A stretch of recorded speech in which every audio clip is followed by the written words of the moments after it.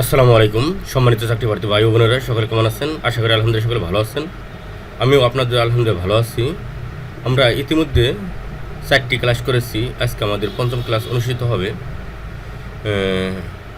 আমরা গত 4টি ক্লাসের মধ্যে সূরা আল ফাতহের সংক্ষিপ্ত প্রশ্নের আলোচনা, গুরুত্বপূর্ণ সংক্ষিপ্ত প্রশ্নের আলোচনা এবং এমসিকিউ এবং সূরা আল হুজরাতের গুরুত্বপূর্ণ সংক্ষিপ্ত প্রশ্ন আলোচনা করেছি।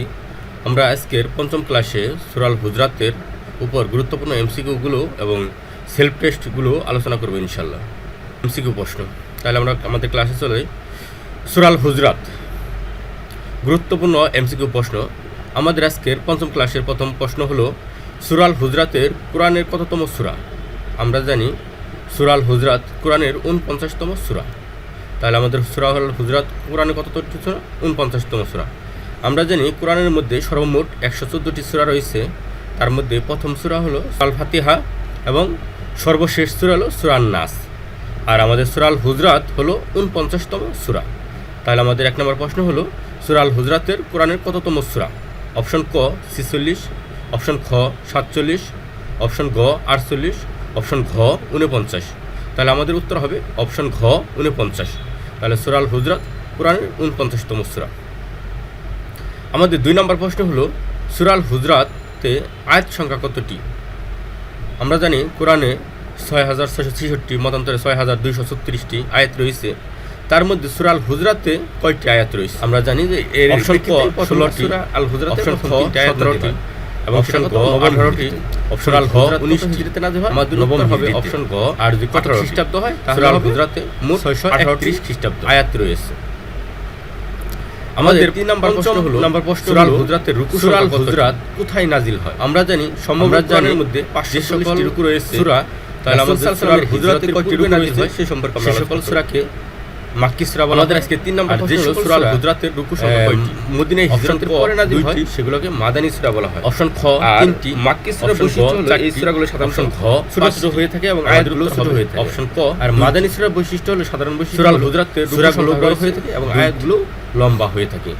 যেহেতু সূরা আল হুজরাত, আমাদের 4 নম্বর প্রশ্ন হলো, সূরা আল হুজরাত কত হিজরিতে নাজিল হয়? মদিনায় নাজিল হয়।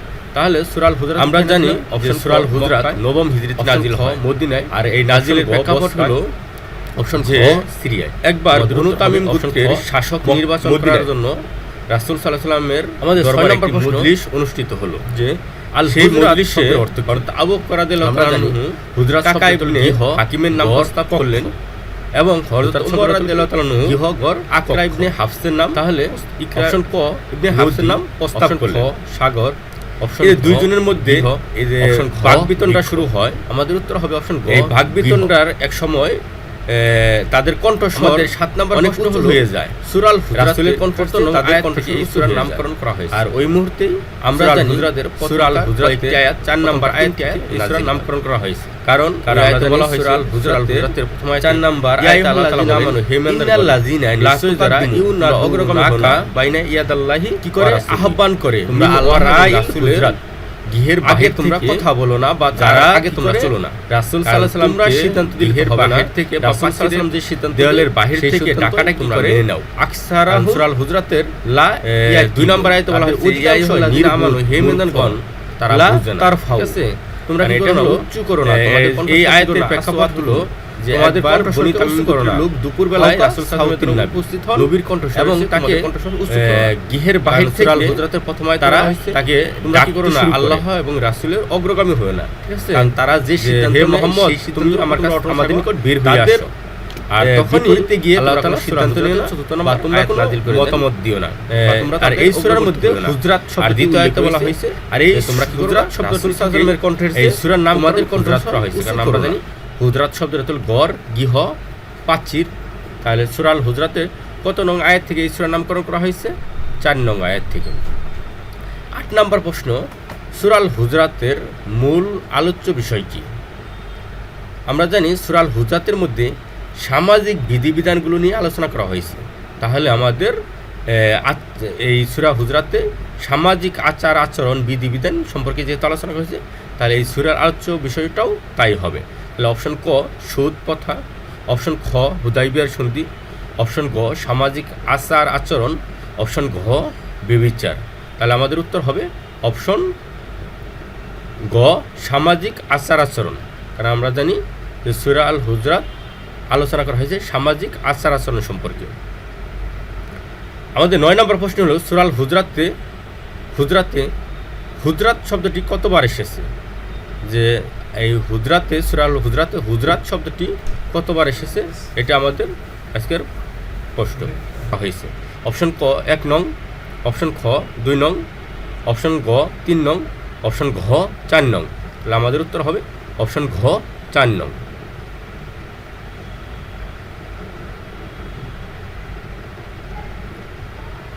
আমাদের 8 নম্বর প্রশ্ন হলো সূরা আল হুজরাতের মূল আলোচ্য বিষয় কি? আমরা জানি সূরা আল হুজরাতের মধ্যে সামাজিক আচার আচরণ এবং বিধিবিধান সম্পর্কে আলোচনা করা হয়েছে। তাহলে অপশন ক সুদ প্রথা, অপশন খ হুদায়বিয়ার সন্ধি, অপশন ঘ সামাজিক আচার আচরণ, অপশন ঘ ব্যভিচার। তাহলে আমাদের উত্তর হবে অপশন গ সামাজিক আচার আচরণ এবং সামাজিক বিধিবিধান। কারণ আমরা জানি সূরা আল হুজরাতের মধ্যে 6টি সামাজিক বিধিবিধান সম্পর্কে আলোচনা করা হয়েছে। আমাদের 9 নম্বর প্রশ্ন হলো সূরা আল হুজরাতে হুজরাত শব্দটি কতবার এসেছে? এই হুজরাত শব্দটি কতবার এসেছে? অপশন ক 1 বার, অপশন খ 3 বার, অপশন গ 5 বার, অপশন ঘ 7 বার। আমাদের উত্তর হবে অপশন ঘ 7 বার। তাহলে সূরা আল হুজরাতের মধ্যে হুজরাত শব্দটি কয়বার এসেছে? 7 বার। আমাদের 10 নম্বর প্রশ্ন হলো সূরা আল হুজরাত কোন গোত্রের উদ্দেশ্যে নাজিল হয়? আমরা জানি যে সূরা আল হুজরাত বনি তামিম গোত্রের উদ্দেশ্যে নাজিল হয়। কারণ বনি তামিম গোত্রের শাসক নির্বাচন নিয়েই আবু বকর এবং উমরের মধ্যে বাকবিতণ্ডা শুরু হয় এবং তখনই আল্লাহ তাআলা সূরা আল হুজরাতের প্রথম 3টি আয়াত নাজিল করেন। তাহলে আমাদের 10 নম্বর প্রশ্ন হলো সূরা আল হুজরাতে কোন গোত্রের উদ্দেশ্যে নাজিল হয়? অপশন ক বনু তামিম গোত্র, অপশন খ বনু আসাদ গোত্র, অপশন গ বনু মুস্তালিক, অপশন ঘ বনু বকর। আমাদের উত্তর হবে অপশন ক বনু তামিম গোত্র। আমাদের 11 নম্বর প্রশ্ন হলো সূরা আল হুজরাতের কোন আয়াতে আল্লাহ তার রাসূলের অগ্রগামী না হওয়ার কথা বর্ণনা করা হয়েছে? আমরা জানি সূরা আল হুজরাতের প্রথম আয়াতে আল্লাহ তাআলা বলেন ইয়া আইয়ুহাল্লাযিনা আমানু, হে ঈমানদারগণ, লা তুকাদ্দিমু, তোমরা কি করো না, অগ্রগামী হইও না, বাইনা ইয়াদিল্লাহি ওয়া রাসূলিহি, তোমরা আল্লাহ এবং রাসূলের অগ্রগামী হইও না। এই বর্ণনাটা সূরা আল হুজরাতের প্রথম আয়াতে আল্লাহ তাআলা আলোচনা করেন। তাহলে আমাদের যেহেতু প্রশ্নটা হলো সূরা আল হুজরাতের কোন আয়াতে আল্লাহ তার রাসূলের অগ্রগামী না হওয়ার বিষয়ে বর্ণনা করা হয়েছে? তাহলে আমাদের অপশন ক 1 নম্বর আয়াত, অপশন খ 2 নম্বর আয়াত, অপশন খ 3 নং আয়াত, অপশন ঘ 4 নং আয়াত। তাহলে আমাদের উত্তর হবে অপশন ক 1 নং আয়াত। আমাদের 12 নম্বর প্রশ্ন হলো সূরা আল হুজরাতে কার অগ্রবর্তী হতে নিষেধ করা হয়েছে? যেহেতু আমরা সূরা আল হুজরাতের প্রথম আয়াতে দেখেছি যে আল্লাহ তাআলা কী করেছেন, রাসূলের অগ্রগামী হওয়ার হতে নিষেধ করেছেন। তাহলে আমাদের অপশন ক সাহাবীদের, অপশন খ রাসূল সাল্লাল্লাহু আলাইহি ওয়াসাল্লামের, অপশন গ তাবিঈদের, অপশন ঘ আলেমদের।